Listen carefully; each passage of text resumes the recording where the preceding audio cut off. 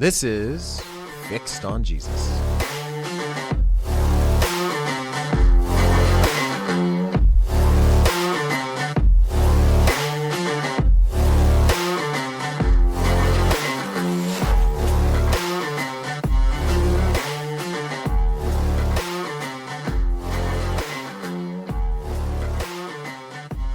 Hey everybody, welcome to the Fixed on Jesus podcast. My name is Rich and I'm joined by Mark Johnson Jr. How you doing, Mark? I'm doing well. How about you? I'm doing well. We are a podcast that is based in Gilbert, Arizona, in Center Church, by members of Center Church for other members of Center Church. And we're also joined by Heather Corbett behind the glass over there. There's Heather. Hello.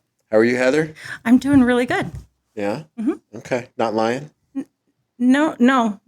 Okay. Not this time. I know Okay, I've good. been I'm accused just of it in making the sure. past. I at one time, I think it would be nice if we had on the podcast, if somebody's really doing poorly and you say, how are you doing? You say, I'm horrible. You know what? Let me tell you about it. Yeah, exactly. And then that's the episode, but that's not what we're doing today, is it, Mark? Those days usually get canceled. Can I just say that? That's true. Yeah. That's true. I guess that would be an interview phase, and maybe one day we'll interview each other, and that'll be something else. So, Yeah, that'd be cool. Anyway. Yeah, so today we're talking about, and this is part of our series, we started doing every 3 or 4 episodes. There's one on church history. Yep. So if you haven't seen any yet, we already did the 1st through the 4th century in 4 separate episodes. But today we're diving into the 5th century. In the 4th century, yeah. we kind of teased a few things. In the episode about the 4th century, we teased out a few things that kind of crossed over into the 5th century. So we wanted to jump into that today. And part of the way we maybe just pause sure. on that. Like, one of the reasons we're doing a whole episode, like we're taking on the history of the church, is just to remind ourselves as Protestants that we have a robust history. Yes. Because sometimes, so our legacy goes back to the early church, and sometimes Roman Catholic writers and thinkers and Eastern Orthodox writers and thinkers act as if the purview of the early church is solely theirs, and it's not. Yeah. They have innovated and moved away from the mainstream, and they did this in, coming up on the 6th, 7th century. And then the reformers brought it back to what it should have been. And so the church is, the Protestant church, the Protestant tradition is found all the way back in the early church. And things like popes and, the venerating Mary and icons and things like that, those are things that were not found in the early church. Yeah. Those were innovations that happened later. And so we're talking about this just to show that the history of the church is our history too. Yeah. So we've got that legacy. And that's the why. That's why we're doing it. Yeah, No, that's our legacy. That's perfect. And then the what is what happened. What's what happened in the 5th century. I mean, that's the 400s for those of you scoring at home. Yeah. The 400s is pretty up. There was the biggest thing that happened in the 400s. Do you know? I mean, I think of the fall of Rome. Yeah, right. So Rome falls. Yeah. And I'm not this is not exactly my forte. I'm excited about it as it relates to the church, but I'm not a history nut by any means. Yeah. So it's the fall of Rome was massive.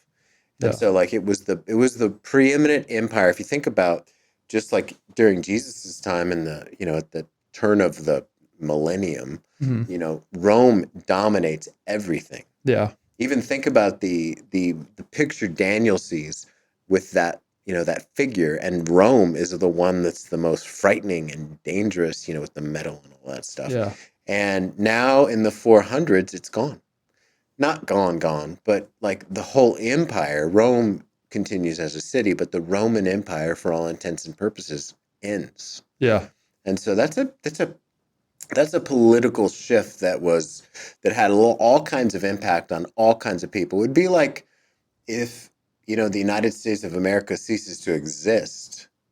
That's the whole context that we practice our lives in, and Christianity and all that kind of stuff, our religious freedoms that we take for granted, all those kinds of things. Imagine if all of a sudden the U.S. is gone, and it's broken up to 10 or 12 different small countries or something like that. That would just be a massive adjustment.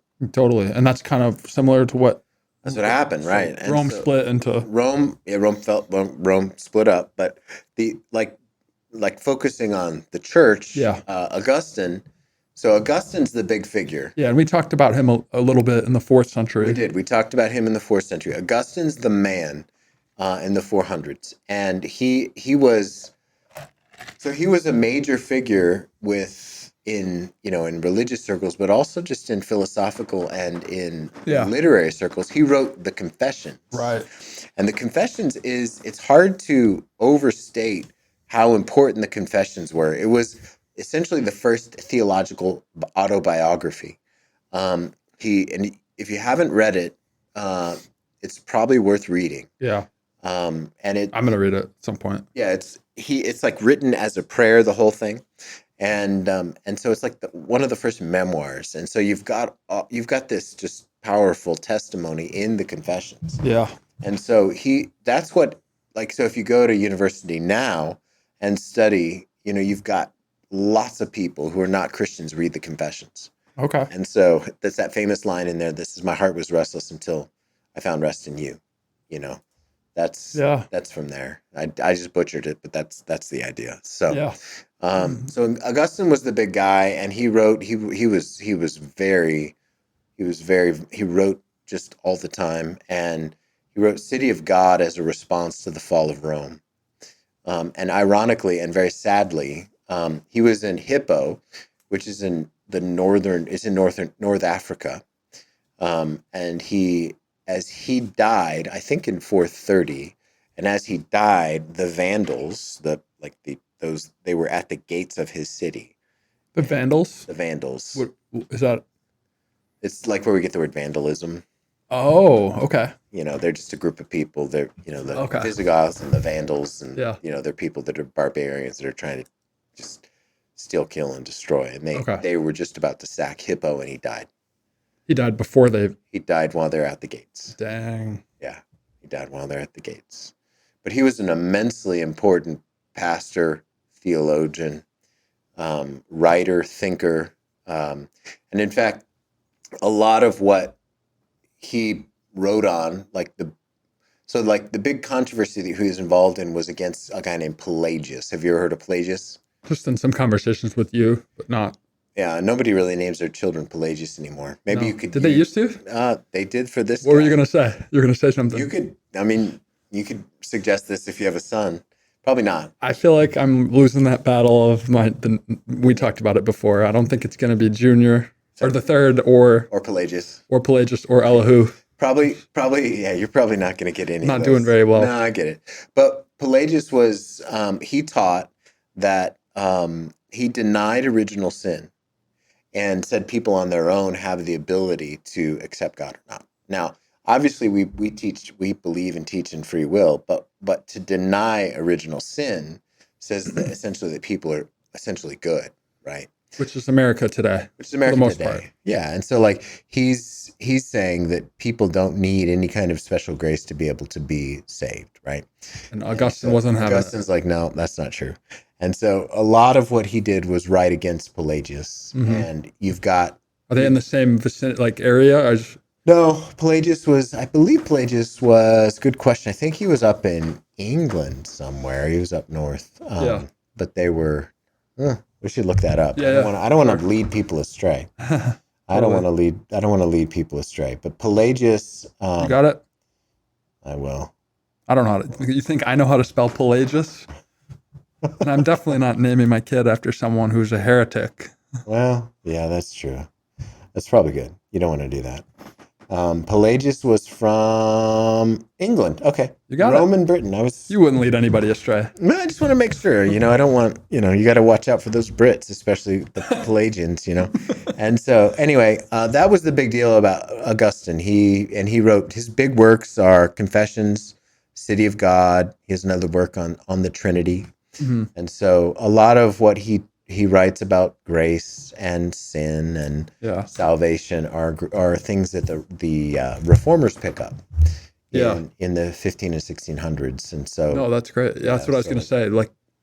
How does that connect? So you kind of just answered, but so Augustine wrote a very robust understanding of Scripture, and the reformers took that, and that's similar to what we have today. Yeah, I mean, I would trace say our roots back. Yeah, we're Augustinian in that sense. Yeah, Okay. Yeah, absolutely, for sure. that's really cool. And a lot of the beliefs, like the Roman Catholic Church, would not believe the same way about grace and sin and such as Augustine. So Yeah. No, that's anyway. cool. So maybe there's more on Augustine, but I was wondering, and you dropped this term on me when we were thinking about this episode, Christological. Yeah. So there was more Christological challenges. We can break up. Are you asking what the word Christological means? I think it would be helpful. I mean, I have an idea. It's just like who Christ is. Yeah, it's just Man or his fully man or fully God. Yeah. Or both. So remember in Nicaea 325, we had that was the question: is Christ created, right, or is he equal with God? And so that controversy continued, right? Yeah. And so Christological is just the theological term for the study of Christ, right? Okay. Yeah. So Christ, logic, like wherever you see logical or ology, it's just the matter of or the study of. Yeah. Oh, that's right? great. And so, so the study of Christ, and so that was still raging, even though it felt settled. Yeah, even though Nicaea called it right. Yeah. They still had different challenges and different heresies that were popping. That another major council convened in 451 in Chalcedon. And so what they did in Chalcedon was they explained, they said, here's how this works. How could Jesus be both God and man? They said Jesus was one person with two natures. Yeah. And so, I mean, that's not similar to anything. Like, it's so hard to explain. There's no category, right? Exactly. Yeah. And so I've heard people ask, like, well, I thought Jesus was God's son. How is he the same? Exactly. And it's an innocent question. It is, yeah. It's not from a place of denial. No, it's right. Trying to understand. But like, for example, the Jehovah's Witnesses, they would deny this. J-dubs. Right. They would say that he's not fully God and fully not man. They don't believe he's God. And so that was, I mean, we're used to that. And if you've been at church on a Sunday morning and we talk about who Jesus is, you've heard us talk about him being one person with two natures. Yeah. And they said so that means he's fully God and fully man. And they said that he is this without confusion, change, division, or separation. Okay. So like there's no confusion between his two natures. There's no change, no division, no separation. So it's in one person. So for example, there was a heresy called Apollinarianism that was like there's all kinds of names like that, and it's super Apollinarianism. Yeah. So all kinds of. Let me try to guess just based on the word structure. You're not going to guess it. No. Okay. You're not going to guess it. Had to do with Apollos who watered. Nope, not at all. And so like he was. So it was the teaching that Jesus was a compelling man and he was adopted as the Son of God. So like God looked on him and said, "You're a pretty good follower." Yeah, right. You're the Christ. Yeah. Instead of being born. Wow, that's God. I've never heard that one. There's all kinds of stuff like that. Yeah. There's all kinds of stuff like that.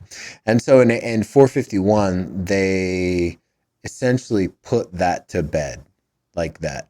The way to talk about it, right? That's 100 years after the Council of Nicaea. 125, yeah. The way to speak, the first Council of Nicaea, the way to speak about Jesus is he's one person with two natures. And so that's been the way the church, the Roman Catholic Church and the Protestant Church has described the person of Jesus.